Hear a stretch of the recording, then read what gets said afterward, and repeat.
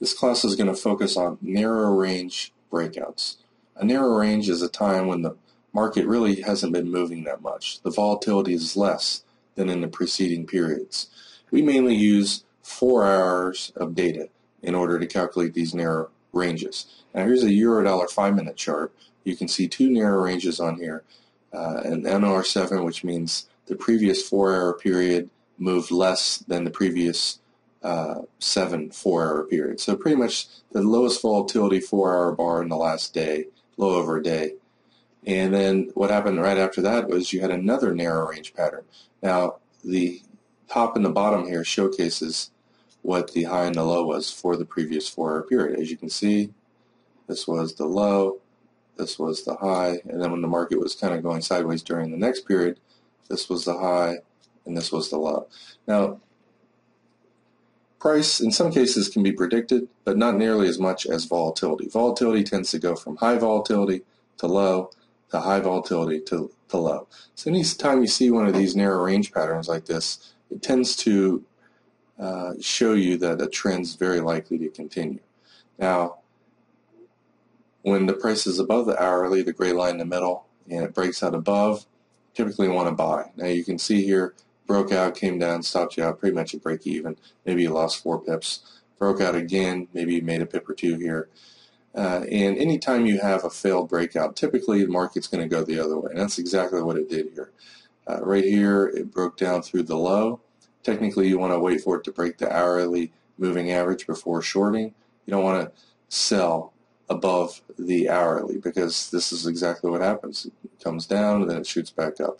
But once it stays, below these highs up here, and it can't go higher. And notice the statistical momentum on the way down is just tremendous compared to all the up moves. And eventually it starts making its real move, and it trended down from around 65, went down about 150 pips. So really, this is kind of it can be used as a trading system, but mainly it's something that alerts you to the potential of huge moves. And I found that whenever you have 2 of these in a row, there's very likely, maybe 2 times more likely than just one of them in a row, to be a very big move. And what I mean by a big move, 50 to 200 plus pips. So if you saw that, because there's 2 in a row, I would have shorted here, probably broke even, kind of waited to see what happens. When it broke back above the hourly, I would have went long here because guess what? The daily, weekly, monthly trend is up at the time. So, there is a focus to go up, and it failed. You can see the momentum on the way up wasn't that much. And when it came down and made a lower low, at that point you really started looking for some sells. You short here, you got out with a 5 pip loss. You short here at 52, and our trailing stop pretty much got the whole thing, got out down here for almost a 75 pip win. And it's really debatable whether we'd short this move here or here because underneath the lower containment band, it's a lot riskier. But you got one huge win out of that, and this, sometimes it happens immediately, these trends, and other times it takes 5 to 10 hours. But almost always there's a big trend move after a narrow range pattern. Let's look at some other examples.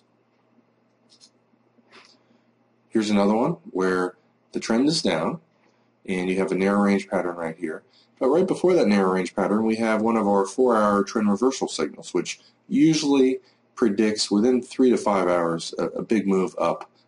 So this market's down too much, trend reversal signal. And so because of that, if you do look to sell here because it's weak, it's not likely to go much below the fib target of this last wave. If you draw your fibs on this, wherever that level is, maybe somewhere down to 89.25, it's not likely to go down there. So if you're shorting here at 40, your maximum profit's very likely to only be 15 pips. So it might not be worth risking 10 pips to only make 15.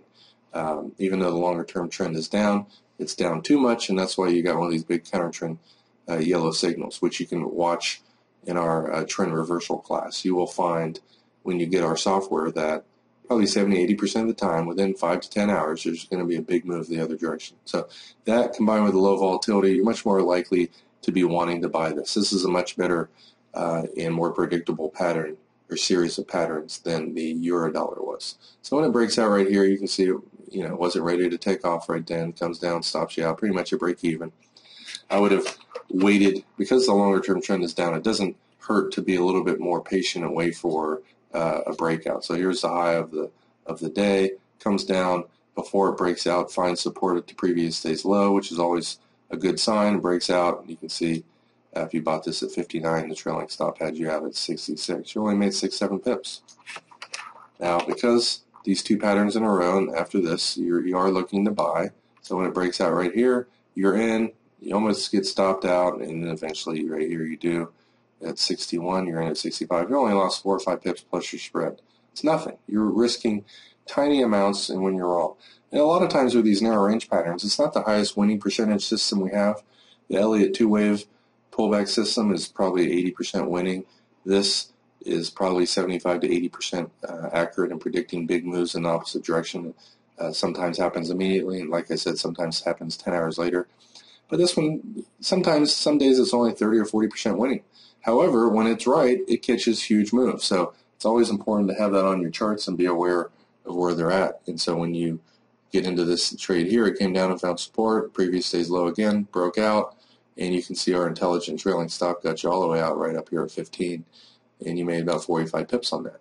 So even if you lost 5 pips, 5 pips, 5 pips, or even, that's 15, even if you lost 25 pips, when you bought this here at 60 and got out at 15, you made 55 pips. If you lost 25 on 3 losses in a row, you're only 1 out of 4, but you got a huge win, and that's why we put that in the software. Let's look for some other examples. So the dollar CAD was one as well. Here's what typically happens. This one shows a narrow range pattern, and it also shows a 2-hour trend reversal signal. They're not quite as powerful as this one. And its price is underneath the hourly. All the time frames are down, and it's kind of going sideways here. The only downside of shorting this when it breaks through the low is these are Fibonacci profit targets levels that I did the night before. So I'm really thinking in my head the night before, based on multiple different factors and fib areas and fib confluence areas, that this and this is likely to be the max low of the day. So for that reason, you might not take the trade. But again, if you shorted here, you lost. You shorted here the second time at 30. Trailing stop got you out at 99. So you made about 30 pips, maybe lost 7 on the first one, netted 23 pips. And because of this signal, I really would get out of this trade right here, and I really wouldn't be looking to sell again, because this is very accurate counter trend signal, especially when currencies are underneath the lower bands.